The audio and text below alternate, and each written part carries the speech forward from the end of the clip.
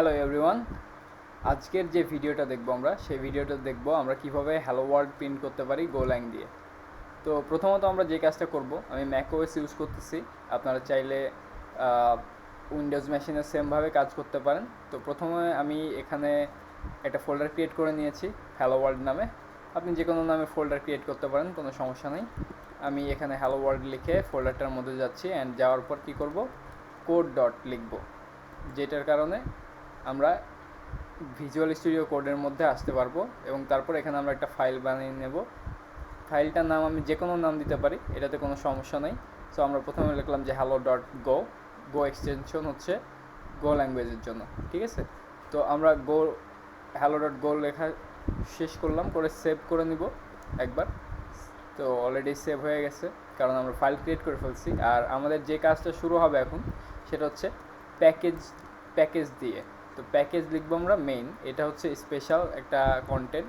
যখন আমরা রুট ডিরেক্টরিতে কিংবা যেই ডিরেক্টরিতে লিখি, এই এক্সিকিউটেবলটা মেইন দিয়ে শুরু করতে হয়। যদি অন্য কোনো ফোল্ডার থাকে সেক্ষেত্রে ওই ফোল্ডারটা মেনশন করে দিতে হয়। যেহেতু আমাদের এখানে সিঙ্গেল ফাইল, তো সেই জন্য আমরা শুধু এখানে মেইনটা লিখবো, যেন আমাদের কম্পাইলার বুঝতে পারে যে আমাদের মেইন ফাইল এইটাই। অ্যান্ড তারপরে আমরা লিখবো এফইউএনসি ফাঙ্ক, যেটাকে ফুল ফর্মে ফাংশন বলে।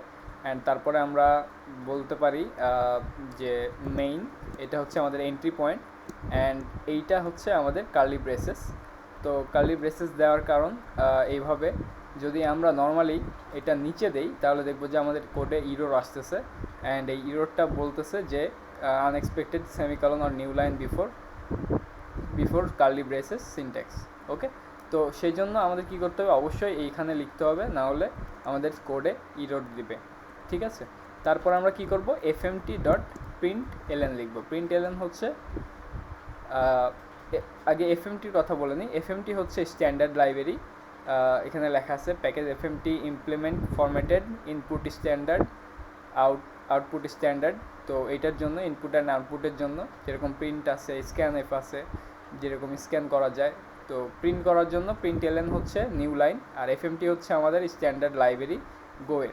তো আমরা এটা দেখতে পারবো গো থেকে। আরও অনেক উপায় আছে দেখার।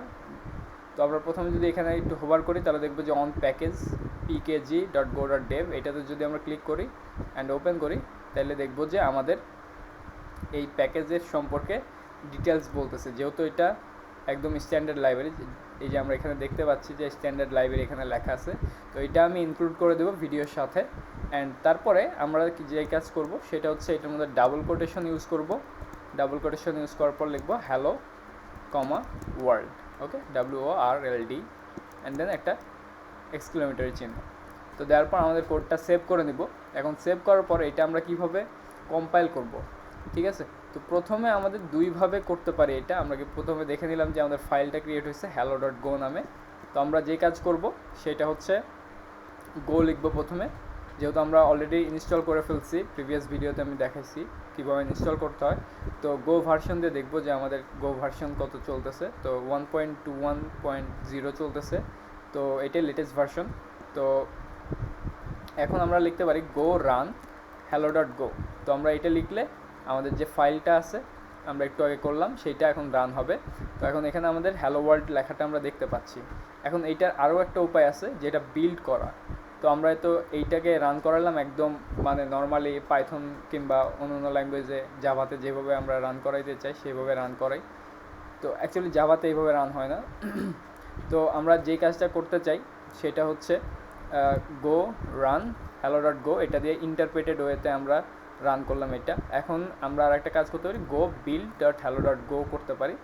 এটা হওয়ার পর সাথে সাথে আমাদের একটা বাইনারি ফাইল তৈরি হয়ে যাবে। সো এটা একটা বাইনারি ফাইল হয়ে গেছে। যদি আপনি উইন্ডোজে থাকেন তাহলে দেখবেন যে হ্যালো ডট ইএক্সি লেখা আসছে, ঠিক আছে। তো আমাদের এটা রান করতে হলে কী করতে হবে, জাস্ট ম্যাকওএসে থাকলে আপনি ./হ্যালো লিখবেন, একে এন্টার প্রেস করবেন, তাহলে দেখবেন যে এটা রান করতেছে, ঠিক আছে। আর এটার ফাইল ফরম্যাট, আর ফাইল লিখে যদি হ্যালো লিখি তাহলে দেখবো যে আমাদের বলবে যে এটা ম্যাকওএস ওএসের জন্য 64 বিট এক্সিকিউটেবল ফাইল। ওকে, তো এইভাবে আমরা রান করতে পারি। অ্যান্ড আরও একটা মজার জিনিস, সেটা হচ্ছে গুগলের যে ডকুমেন্টেশন আছে, ডকুমেন্টেশনটা কীভাবে আসে। আমরা এফএমটি ডকুমেন্টেশন দেখলাম ওয়েব ব্রাউজার থেকে। ওয়েব ব্রাউজার থেকে। এখন ওয়েব ব্রাউজার বাদ দিয়েও আমরা গো ডক্সটা অফলাইনে দেখতে পারবো। কীভাবে? প্রথমে লিখবো গো, তারপরে ডিওসি, তারপরে এফএমটি লিখতে পারি, যেহেতু আমরা একটু আগে এফএমটি নিয়ে দেখলাম। তো এফএমটির মধ্যে যখন আমি এটা রান করলাম তখন বিভিন্ন রকমের লেখা আমার এখানে চলে আসছে, যেটা টোটালি একটা ডকুমেন্টেশন আমাদের এইটার ব্যাপারে। তো আমরা প্রিন্টএলএন নিয়ে কাজ করলাম এখানে। কোথায় গেল প্রিন্টএলএন? ওকে, তো আমরা প্রিন্টএলএন নিয়ে কাজ করলাম, এই যে প্রিন্টএলএন।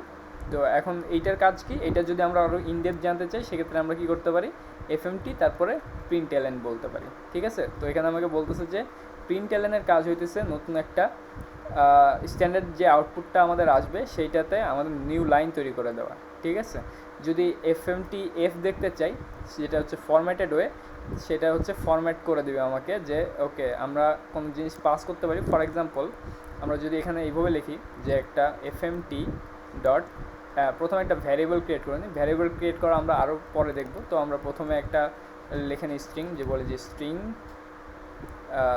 নেম। ওকে, তো রিজার্ভ কিছু কিওয়ার্ডের কথা বলছিলাম, তার মধ্যে এইটা হচ্ছে একটা স্ট্রিং।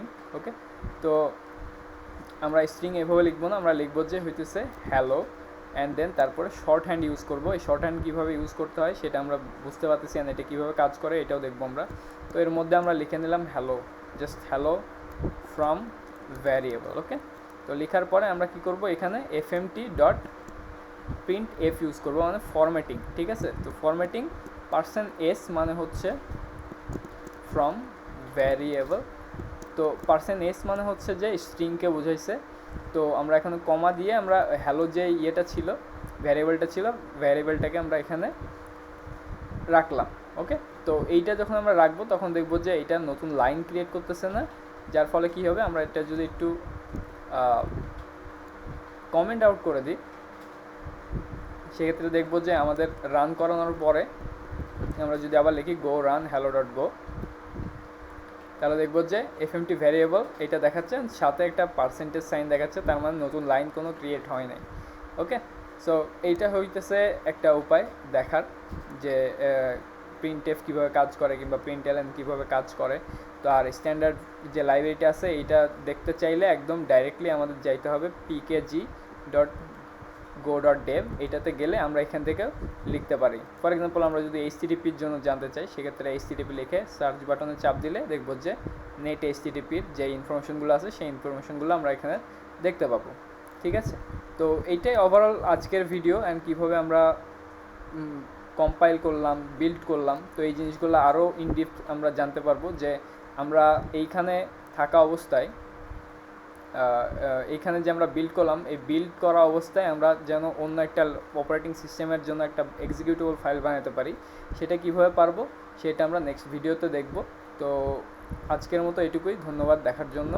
আর নেক্সট ভিডিওতে তো বললাম যে এই জিনিসগুলো আরও ইনডিপথে দেখবো আমরা।